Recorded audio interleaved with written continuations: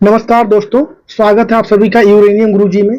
आज हम लोग 4 जुलाई 2025 से बनने वाले इम्पोर्टेंट 10 क्वेश्चन को यहाँ पर कवर करने वाले हैं। बाकी इसका आपको डेली क्विज भी होता है टेलीग्राम चैनल पर, और साथ ही में फ्री पीडीएफ जो मैं यहाँ पढ़ाता हूँ एज इट इज आपको प्रोवाइड कर दिया जाता है। बाकी मेरे चैनल पर अगर पहली बार विजिट कर रहे हैं तो मेरे चैनल को सब्सक्राइब जरूर कर लें, यूरेनियम गुरुजी करके है, और इसका जो बेल आइकॉन है इसको भी प्रेस कर दें ताकि नोटिफिकेशन वीडियो अपलोड करूँ तो पहुंच जाए। बाकी वीडियो को कंप्लीट देखें, अपना फीडबैक दें कैसा लगा। चलिए स्टार्ट करते हैं सेशन। पहला क्वेश्चन है कि हाल ही में किसने राष्ट्रीय खेल नीति 2025 को अभी हाल ही में मंजूरी दे दी है? तो क्या नाम है इसका? राष्ट्रीय खेल नीति। राष्ट्रीय खेल नीति 2025 को मंजूरी मिल चुकी है। ये मंजूरी इसको मिल चुकी है। इसके पहले जो चल रहा था वो कौन सी खेल नीति थी? तो 2001 खेल नीति चल रहा था। इसके पहले 2001 वाला खेल नीति जो है चल रहा था। ठीक है, 2001 वाला चल रहा था, इसको आपको ध्यान रखना है।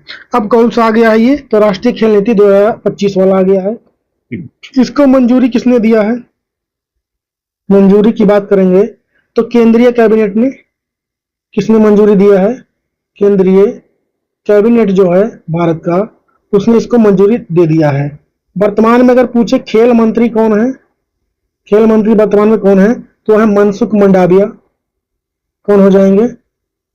मनसुख मंडाविया वर्तमान में खेल मंत्री हैं। इसको भी आपको और ध्यान रखना है। बाकी इसमें जो नई नीति लाई गई है, इसमें मतलब क्या इंप्रूवमेंट हुआ है इसको लिख लीजिए। इसके 5 पिलर बनाए गए हैं।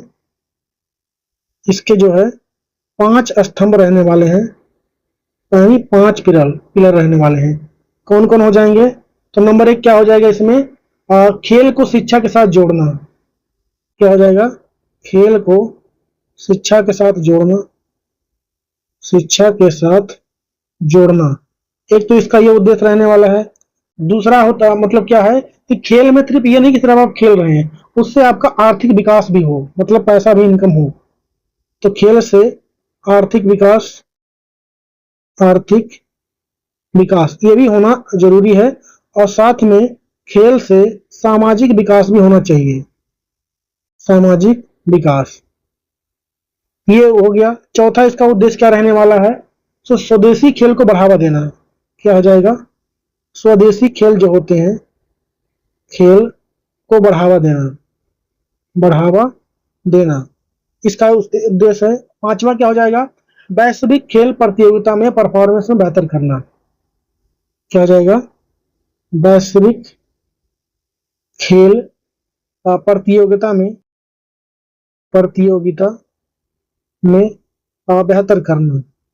बेहतर करना। ये इसका 5 उद्देश्य इस बार का रखा गया है, जो आया है राष्ट्रीय खेल नीति 2025 वाला। अच्छा, इसमें एक और बात है कि वैश्विक खेल प्रतियोगिता जो है इसमें बेहतर करने का मतलब क्या हुआ? तो जो हम इंडिया से बाहर खेल होते, जो ओलंपिक हो गए, इन सब गेम में जो बाहर हम जाके खेलते हैं उसमें बेहतर कर पाए, उससे बढ़िया प्रशिक्षण अब दिया जाएगा इसके लिए। बाकी हम लोग कोशिश ये भी कर रही है, हमारी खेल मंत्रालय जो है लगी हुई है कि 2036 में जो 2036 में जो ओलंपिक होने वाले हैं उसकी मेजबानी भारत को मिल जाए। इससे क्या होता है? प्रचार और अच्छे से हो पाएगा और खेल जागरूकता को और नई दिशा मिलेगी भारत में ओलंपिक की मेजबानी करने से। बाकी हमारा आंसर क्या आ जाएगा? सेंट्रल कैबिनेट है। हाल ही में फ्रांस के कांस फिल्म महोत्सव में पाल्मे डी ओर पुरस्कार ये किसको मिला है इस बार? तो जाफर पनाही को मिला है। किसको मिला है? जाफर पनाही को मिला है, इसको ध्यान रखिए। हाल ही में न्यू डेवलपमेंट बैंक का नया औपचारिक सदस्य देश ये कौन बन गया है? ये बना है अल्जीरिया। कौन बन गया है? अल्जीरिया बन गया है, इसको आपको ध्यान रखना है। अगला क्वेश्चन है कि हाल ही में किस संस्था ने अमेजन क्षेत्र के पहले देश को मलेरिया मुक्त घोषित किया है? तो किसने किया है इसको घोषित? तो WHO ने किया है, वर्ल्ड हेल्थ ऑर्गेनाइजेशन। हमारा आंसर क्या हो जाएगा? सूरीनाम। आंसर मतलब किस को किया गया है? तो इसका देश का नाम क्या हो जाएगा? देश का नाम क्या हो जाएगा? सूरीनाम। क्या नाम हो जाएगा? सूरीनाम। आंसर तो हमारा हो जाएगा डी। किसने मुक्त घोषित किया है? तो WHO ने। WHO की बात करते हैं हम, इसका स्थापना कब हुआ था, यानी फॉर्मेशन कब होता है? तो 7 अप्रैल कब होता है? 7 अप्रैल 1948 कब होता है? 1948 को। इसका हेडक्वार्टर की बात करेंगे हम लोग, ये कहाँ पर है? तो है जिनेवा में। हेडक्वार्टर कहाँ पर मिलेगा इसका? जिनेवा में, जो कि कहाँ पर स्थित है? स्विट्जरलैंड में। इसको भी आपको ध्यान रखना है। वर्तमान में इसके प्रेसिडेंट यानी अध्यक्ष कौन है? अध्यक्ष कौन है? तो डॉक्टर टेड्रोस एडनोम है। कौन हो जाएंगे? Doctor Tedros, doctor Tedros Adhanom. ठीक है, ये इसके वर्तमान में अध्यक्ष हैं। बात किसकी आई है? मलेरिया की आई है। तो पहली बात तो ये आती है कि WHO किसी बीमारी को कब घोषित करता है कि उस देश में खत्म हो गया है। तो किसी भी देश में अगर 3 साल तक उस बीमारी के लक्षण नहीं देखने को मिलते हैं, किसी को मतलब कोई केस देखने को नहीं मिलता 3 साल तक लगातार, तो WHO उस देश को उस बीमारी से मुक्त घोषित कर देता है। कितने साल तक? 3 साल। 3 साल तक नए मामले, नए केस नहीं अगर मिलते हैं तो WHO उसे क्या घोषित कर देता है? उस रोग से मुक्त घोषित कर देता है। बात यहाँ पर अमेजन की आई है, तो उसके बारे में थोड़ा सा जान लेते हैं हम लोग, अमेजन के बारे में। अमेजन आपको पता है दुनिया का सबसे बड़ा जंगल है। अमेजन की बात करेंगे तो ये सबसे बड़ा वर्षा वन है। क्या हो जाएगा? दुनिया का सबसे बड़ा वर्षा वन। इसको भी ध्यान रखें आप लोग। और साथ ही में एक अमेजन नदी भी है। अमेजन नदी की अगर बात करें हम लोग, दुनिया की सबसे बड़ी नदी है ये, दुनिया की सबसे बड़ी नदी है। कंफ्यूज नहीं होना है, दुनिया की सबसे लंबी नदी अगर पूछे तो नील नदी है, और सबसे बड़ी कौन है? अमेजन है। मतलब लंबी कहने का मतलब जैसे धागा लंबा होता है, ठीक है, पर ताजमहल बड़ा है, उस हिसाब से बड़ी कौन है? अमेजन है। और बाकी आपका नील नदी क्या दुनिया की सबसे लंबी नदी हो जाएगी। सबसे ज्यादा आपको जैव विविधता, जैव विविधता यानी बायोडाइवर्सिटी, ये कहाँ को देखने को मिलेगा आपको? ये भी अमेजन में ही देखने को मिलेगा। इसको भी आपको ध्यान रखना है। मलेरिया की बात करते हैं थोड़ा बहुत। तो मलेरिया, पहली बात तो ये कैसे फैलता है? तो प्लाज्मोडियम प्रोटोजोआ से फैलता है। मलेरिया की बात करें अगर हम लोग, किससे फैलता है ये? प्लाज्मोडियम, प्लाज्मोडियम, प्लाज्मोडियम हो गया किससे? प्रोटोजोआ, प्रोटोजोआ से ये फैलता है। इसको आपको ध्यान रखना है। अच्छा, और रोग वाहक क्या होता है इसका? रोग वाहक, तो ये एनाफिलीज मच्छर से फैलता है, मादा एनाफिलीज से। फीमेल वाला जो होता है मादा एनाफिलीज से ये फैलता है। इसको भी आपको ध्यान रखना है। जगह नहीं बचा है, मैं यहाँ पर ऊपर लिख देता हूँ, ठीक है। इससे रिलेटेड कुछ और बातें, जैसे इसकी दवा का अगर पूछे नाम क्या होता है, तो कुनेन होता है। दवा का नाम क्या होता है इसकी? कुनेन होता है, ठीक है, जो कि सिनकोना वृक्ष से प्राप्त किया जाता है। किसमें मिलेगा? सिनकोना नाम का एक प्लांट आता है, उसकी छाल से इसकी दवा को बनाया जाता है। इसको भी आपको ध्यान रखना है। और एक क्वेश्चन और कि विश्व मलेरिया दिवस कब मनाया जाता है? विश्व मलेरिया दिवस कहाँ लिखूं, कहाँ लिखूं? विश्व मलेरिया दिवस, मलेरिया दिवस ये कब मनाया जाता है? तो विश्व मलेरिया दिवस आपका मनाया जाता है, कब मनाया जाएगा? 25 अप्रैल को, 25 अप्रैल को। तो ये कुछ बातें हो गई कुछ मलेरिया से रिलेटेड, यहाँ पर अमेजन फॉरेस्ट से रिलेटेड, और WHO के बारे में हमने सारा कॉन्सेप्ट देख लिया। बाकी हमें याद कर रखना है कि अमेजन क्षेत्र का पहला देश जो मलेरिया से मुक्त हुआ, नाम क्या है उसका? सूरीनाम। नेक्स्ट है कि हाल ही में बिना सुई लगाए खून की जांच के लिए अमृत स्वास्थ्य भारत AI टूल जो कहां पर लॉन्च किया गया है? तो ये लॉन्च हुआ हैदराबाद में। कहां पर लॉन्च हुआ है? हैदराबाद में इसको लॉन्च किया गया है। हाल ही में 1000 ATP सिंगल्स खिताब जीतने वाले दुनिया के तीसरे टेनिस खिलाड़ी ये कौन बन गए हैं? तो ये बने हैं नोवाक जोकोविक। कौन बने हैं? नोवाक जोकोविक, जोकोविक ये बन गए हैं। कमेंट में छापिए आप लोग ये कहां से बिलोंग करते हैं। अगला क्वेश्चन है कि हाल ही में प्रधानमंत्री मोदी को किस देश का सर्वोच्च नागरिक सम्मान the officer of the order of the star of घाना इससे सम्मानित किया गया है? तो पता चल ही गया होगा, घाना देश का है। वर्तमान में प्रधानमंत्री मोदी जी जो है 5 देश के दौरे पर हैं, जिसमें से पहले कहां पर गए हैं? घाना, अफ्रीका का देश है घाना, ठीक है। यहाँ पर यहाँ के जो राष्ट्रपति हैं, घाना के जो राष्ट्रपति हैं वो वर्तमान में कौन है? जॉन महामा। कौन हो जाएंगे? जॉन महामा यहाँ के राष्ट्रपति हैं। इन्होंने इनको इस सम्मान से सम्मानित किया गया है। एक बार फिर से मैं बताता हूं इनका नाम क्या है, मतलब इस सम्मान का। घाना का सर्वोच्च सम्मान है ये, the officer of the order of the star of घाना। इससे सम्मानित किया गया। फोटो में आपको दिख रहे हैं जॉन महामा पीछे है और ये मोदी जी को सम्मानित करते हुए है। इसको आपको ध्यान रखना है। बाकी घाना की बात आई है, यहाँ की राजधानी क्या होती है? घाना की राजधानी क्या हो जाती है? अकरा। यहाँ की राजधानी क्या है? अकरा यहाँ की राजधानी है। घाना जाने वाले दूसरे प्रधानमंत्री हैं नरेंद्र मोदी जी, इसको ध्यान रखें। इसके पहले पीवी नरसिम्हा राव यहाँ पे जा चुके हैं। बाकी मोदी जी को 24वां सम्मान है ये, ठीक है। मतलब वैश्विक सम्मान में अगर देखें किसी और देश का, ये 24वां सम्मान इनको मिला है। किसी दिन जितने भी सम्मान इनको मिले हैं उन सबका मैं एक वीडियो बना दूंगा आप लोग के लिए। बाकी हम देखें कौन कौन से देश के दौरे पे हैं प्रधानमंत्री मोदी। तो पहला तो ये कहां पर हो जाएंगे, पहले लिख लीजिए आप लोग, कितने देश के दौरे पर हैं? 5 देश के दौरे पर हैं प्रधानमंत्री मोदी जी, पीएम मोदी जी। कौन कौन से वो देश हैं? नंबर 1 तो घाना हो गया आपका। घाना के बाद कहां जाएंगे? Trinidad Tobago, Trinidad Tobago. दूसरे नंबर पे यहां जाएंगे। तीसरे नंबर पे कहां जाने वाले हैं? अर्जेंटीना। कहां जाएंगे? अर्जेंटीना। चौथे नंबर पे कहां जाने वाले हैं? ब्राजील। सबसे इंपॉर्टेंट हमारे लिए क्या हो जाएगा? ब्राजील दौरे पे जब ये जाएंगे, क्योंकि यहां पर होने वाला है ब्रिक्स समिट। क्या होने वाला है? BRICS summit. उसको अटेंड करने जाने वाले हैं, इसको ध्यान रखें। इस बार ब्रिक्स समिट किस नंबर का होगा? 17th नंबर वाला है, इसको भी ध्यान रखना है आपको। और लास्ट में फाइनली कहां पे जाएंगे? नामीबिया देश से। कहां पे जाएंगे? नामीबिया देश से, जहां से हम लोगों ने क्या लाया था? चीता। कितने चीते लाए थे हम लोग? कमेंट बताइए आप लोग। हमारा आंसर क्या जाए? घाना का सर्वोच्च सम्मान अभी किसको मिला? मोदी जी को। अगला क्वेश्चन है कि हाल ही में कहां पर ऐतिहासिक दस्तावेज गुट्टाला अभिलेख खोजा गया है? तो ये आपका खोजा गया है कहां पर? कर्नाटक में। कहां पर खोजा गया है? कर्नाटक में। इसको ध्यान रखें। हाल ही में नरेंद्र मोदी की अध्यक्षता में नीति आयोग का 10वीं गवर्निंग काउंसिल की बैठक कहां पर हुई है?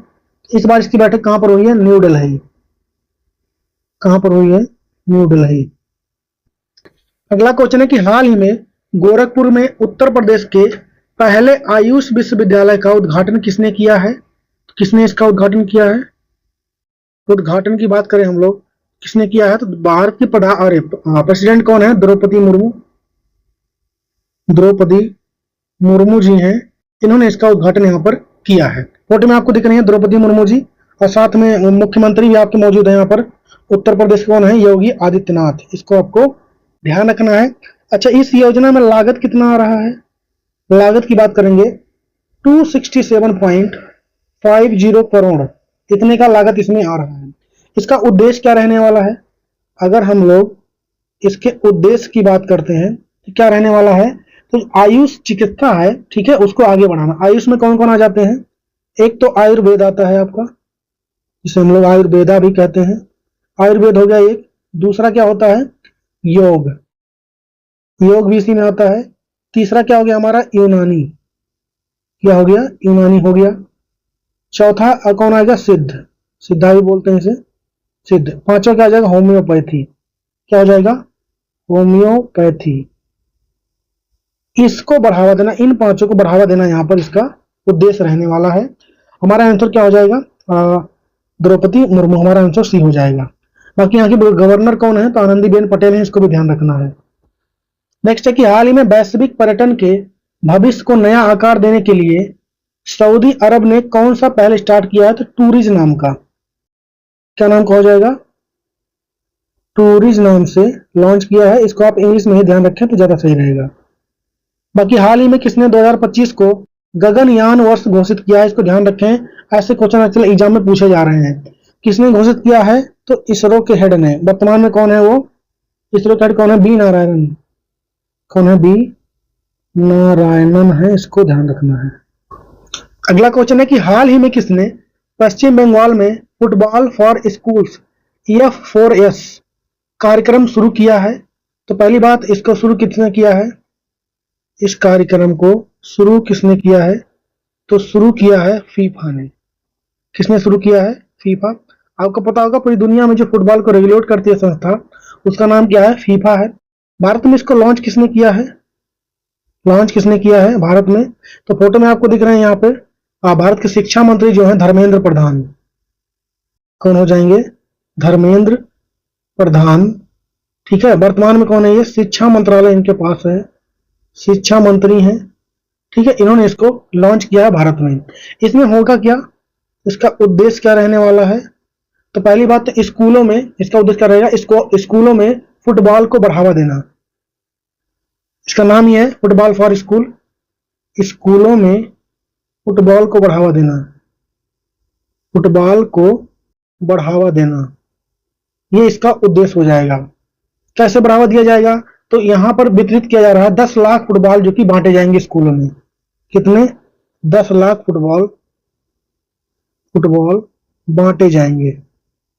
बांटे जाएंगे कहां पर? तो स्कूलों में बांटे जाएंगे, इसको आपको ध्यान रखना है। बाकी हम लोग फीफा के बारे में देख लेते हैं, स्टैटिक पॉइंट।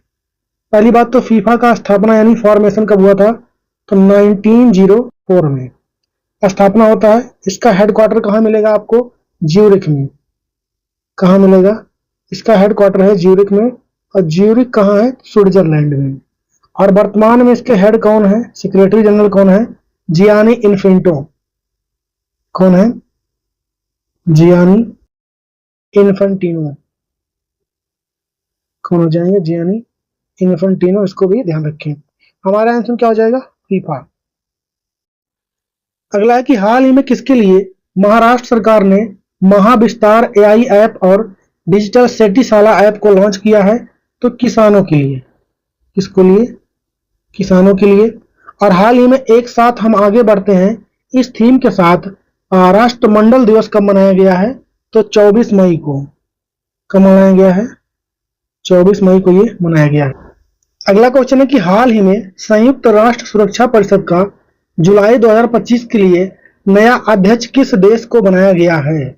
बात किसकी हो रही है? संयुक्त राष्ट्र सुरक्षा परिषद यानी United nation security council. United nation security council की बात हो रही है। तो इसकी अध्यक्षता किसके पास रहने वाली है? सबसे पहले हम लोग यूनाइटेड नेशन सिक्योरिटी काउंसिल के बारे में जानते हैं होता क्या है। ठीक है, इसमें टोटल कितने मेंबर होते हैं? अगर हम लोग टोटल मेंबर की बात करें तो होते हैं 15। टोटल मेंबर कितने होते हैं इसमें? 15 मेंबर होते हैं। इसमें से जो 5 होते हैं, 5 मेंबर, ठीक है, ये तो होते हैं अस्थाई। कैसे होते हैं? अस्थाई होते हैं।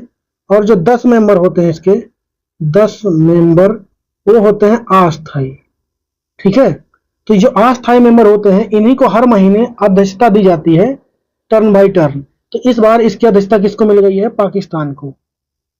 पाकिस्तान जो है अध्यक्षता कर रहा है जुलाई महीने का।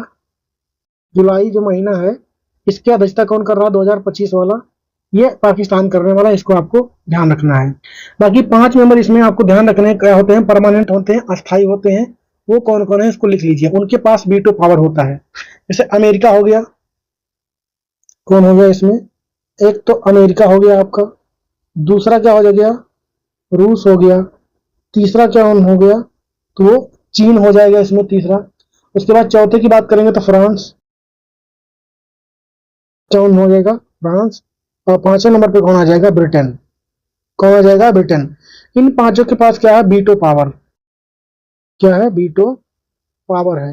इसका मतलब अगर यहाँ पे कुछ कोई भी चीज होने वाला है, अगर इन 5 में से किसी एक ने ना बोल दिया तो वो चीज पास नहीं हो सकता। यहाँ पे ये होता है अस्थाई मेंबर होने के फायदे। बाकी 10 अस्थाई होते हैं। भारत की बात करेंगे तो 8 बार भारत इसका 8 बार भारत इसका अस्थाई मेंबर रह चुका है। इसको आपको ध्यान रखना है। बाकी हम लोग यूनाइटेड नेशन ऑर्गेनाइजेशन के बारे में अगर कुछ जाने, यूएनओ के बारे में, इसका फॉर्मेशन कब हुआ था यूएनओ का? 24 अक्टूबर 1945 को इसका फॉर्मेशन होता है।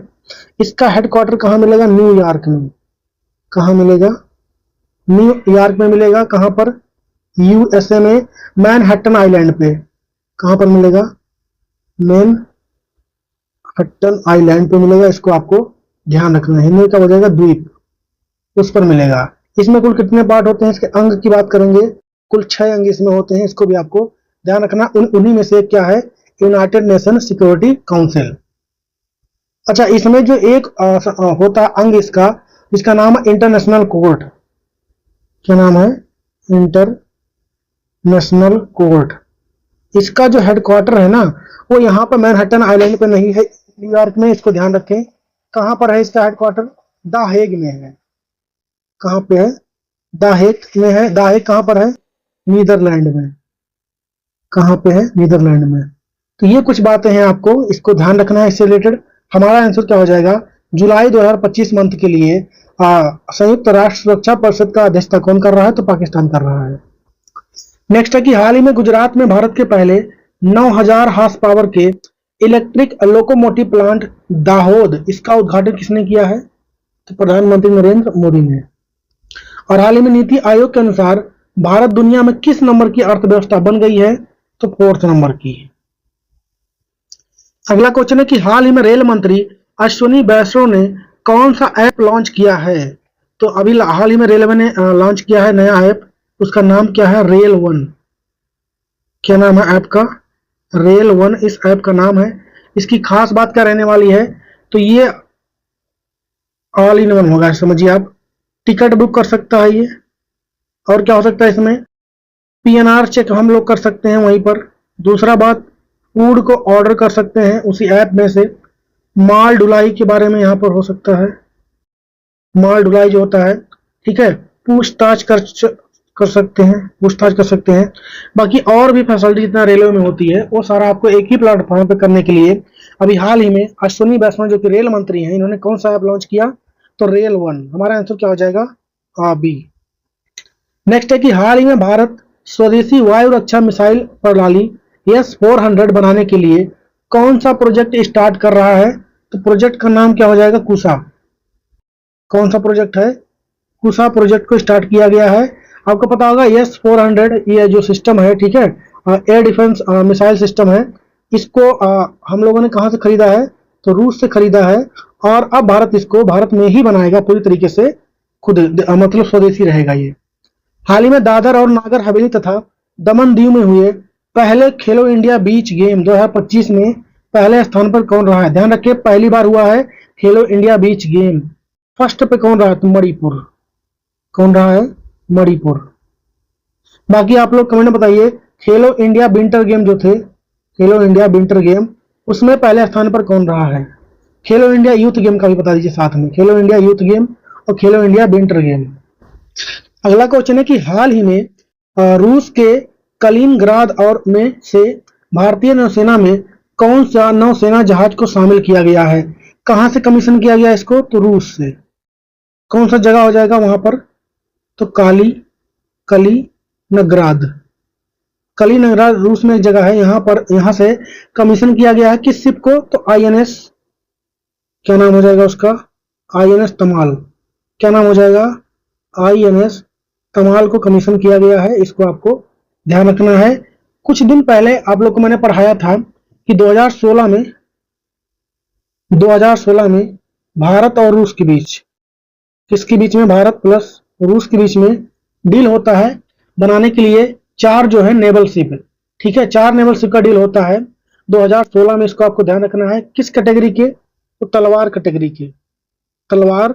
और क्या नाम था? Stealth frigate, stealth frigate, stealth frigate. Stealth frigate का मतलब यह होता है कि दुश्मन के रडार के पकड़ में या फिर सोनार के पकड़ में ये ना आए। स्टील फ्रिगेट का मतलब ये होता है। तो ऐसे 4 बनाने थे, जिसमें से फर्स्ट वाला पहले ही भारत में कमीशन कर दिया है रसिया ने, ठीक है। उसका नाम था क्या? INS टुसील। क्या नाम था उसका?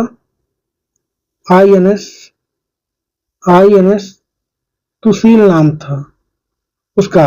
और सेकंड वाला भी किया हाल ही में, क्या नाम है उसका? INS तमाल। क्या हो जाएगा? INS तमाल। अब बच गए 2, जो 2 बच गए हैं, ठीक है, इनको भारत खुद बनाएगा। उसका नाम क्या रहेगा? एक का नाम रहेगा INS त्रिकूट। क्या नाम हो जाएगा?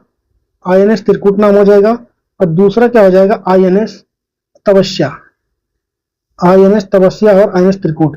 ये 2 भारत में ही बनेंगे, 2 रसिया से हम लोग ले चुके हैं, इसको ध्यान रखें आप लोग। रूस हो जाएगा, और ये दोनों कहां बनेंगे? भारत। हमारा आंसर क्या हो जाएगा? INS तमाल। बाकी वर्तमान में भारत के पास जो सबसे बड़ा INS पोत है उसका क्या नाम हो जाएगा? INS विक्रांत। नेक्स्ट है कि हाल ही में IIT गुवाहाटी ने मशरूम के कचरे से वेस्ट वाटर ट्रीटमेंट की नई तकनीक विकसित की है, उसका नाम क्या है? तो भीमा नाम है उसका। क्या नाम हो जाएगा उसका? भीमा। हाल ही में कुश मैनी ने कहां पर हुए फार्मूला 2 रेस को जीतने वाले पहले भारतीय बन गए हैं? तो मोनाको। कहां पर हुआ था इसका आयोजन? मोनाको में। नेक्स्ट क्वेश्चन है कि हाल ही में यूरोप की सबसे ऊंची चोटी माउंट एलब्रूस पर चढ़ने वाले सबसे कम उम्र के पर्वतारोही कौन बन गए हैं? तो ये बन गए हैं, क्या नाम हो जाएगा? तेगबीर सिंह। क्या नाम है इनका? तेगबीर सिंह इनका नाम है। कहां के रहने वाले हैं? तो ये पंजाब के रोपड़ के रहने वाले हैं। इसको आपको ध्यान रखना है। इनकी उम्र कितनी है अगर ये पूछे तो 6 वर्ष इनकी उम्र है, 6 वर्ष 9 महीने ये इनकी उम्र है। बाकी फोटो में आपको दिख रहे हैं छोटे बच्चे, ठीक है। तेगबीर सिंह इनका नाम है। अगला है कि हाल ही में राष्ट्रीय महिला आयोग ने महिलाओं में AI लिटरेसी और डिजिटल अवेयरनेस फैलाने के लिए कौन सा AI अभियान को स्टार्ट किया है? तो उसका नाम क्या हो जाएगा? यशोदा। हाल ही में DRDO के प्रमुख समीर बी कामत का कार्यकाल कितने साल बढ़ाया गया? तो 1 साल बढ़ाया गया है। नेक्स्ट है कि हाल ही में निष्पक्ष खेल को बढ़ावा देना, ईमानदारी और प्रभाव के साथ रिपोर्टिंग, इस थीम के साथ विश्व खेल पत्रकार दिवस ये कब मनाया गया है? तो ये मनाया गया है 2 जुलाई को। और राष्ट्रीय खेल दिवस कब मनाया जाता है?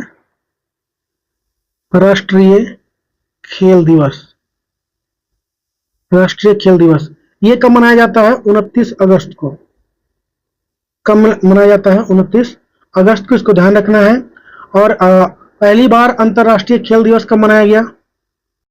अंतरराष्ट्रीय खेल दिवस, खेल दिवस ये कब मनाया गया अभी हाल ही में पहली बार? तो 11 जून को, इसको भी ध्यान रखें। और हिंदी पत्रकारिता दिवस कब मनाया जाता है? 30 मई को, इसको ध्यान रखिए। नेक्स्ट है कि हाल ही में विश्व फुटबॉल दिवस ये कब मनाया गया है? तो 25 मई को। हाल ही में बेंगलुरु स्टार्टअप AI कंपनी सर्वम AI ने कितनी भारतीय भाषाओं में text to speech Bulbul B2 को लॉन्च किया है? कुल 11 भाषाओं में इसको लॉन्च किया है इसने। आपको नाम इसका याद रखना क्या है? बुलबुल B2।